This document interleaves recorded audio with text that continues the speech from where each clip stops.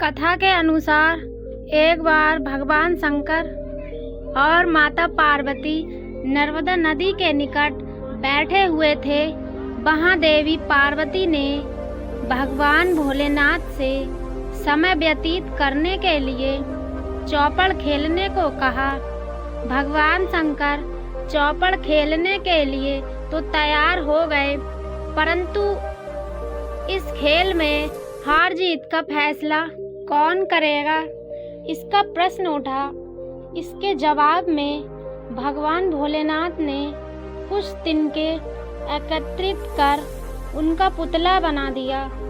उस पुतले की प्राण प्रतिष्ठा कर दी और पुतले से कहा, बेटा हम चौपड़ खेलना चाहते हैं, परंतु हमारी हार जीत का फैसला करने वाला कोई नहीं है, इसीलिए तुम बताना कि हम में से कौन हारा और कौन जीता।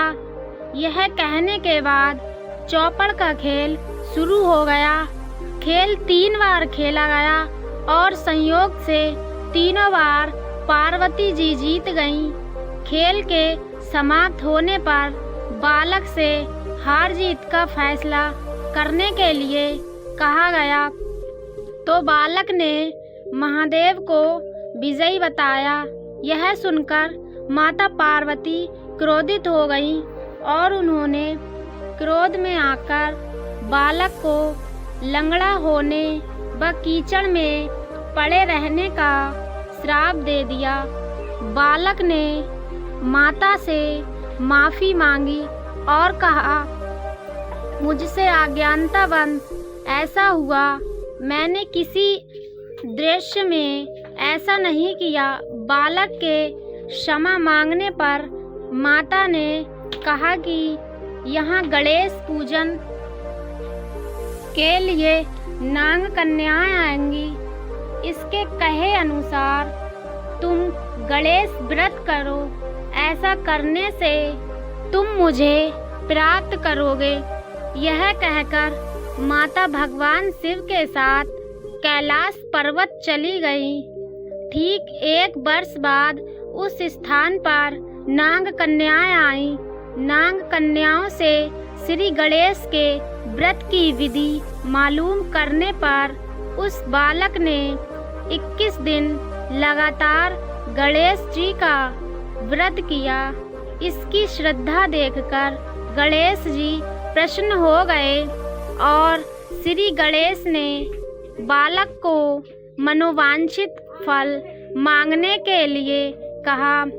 बालक ने कहा कि हे विनायक, मुझ में इतनी शक्ति दीजिए कि मैं अपने पैरों से चलकर अपने माता पिता के साथ कैलाश पर्वत पर पहुंच सकूं और वो यह देख प्रसन्न हो।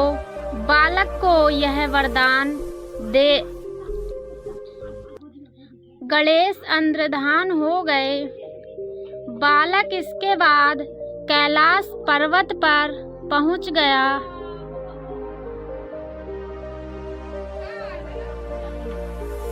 और अपने कैलाश पर्वत पर पहुंचने की कथा उसने भगवान महादेव को सुनाई। उस दिन से पार्वती जी शिवजी से विमुख हो गईं। देवी के रुष्ट होने पर भगवान शंकर ने भी बालक के बताए अनुसार श्री गणेश का व्रत 21 दिनों तक किया। इसके प्रभाव से माता के मन से भगवान भोलेनाथ के लिए जो नाराजगी थी वह समाप्त हो गई। यह व्रत विधि भवन शंकर ने माता पार्वती को बताई। यह सुन माता पार्वती के मन में भी अपने पुत्र कार्तिकेय से मिलने की इच्छा जागृत हुई।